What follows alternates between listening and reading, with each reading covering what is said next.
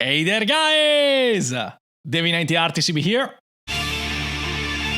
There, I made the intro.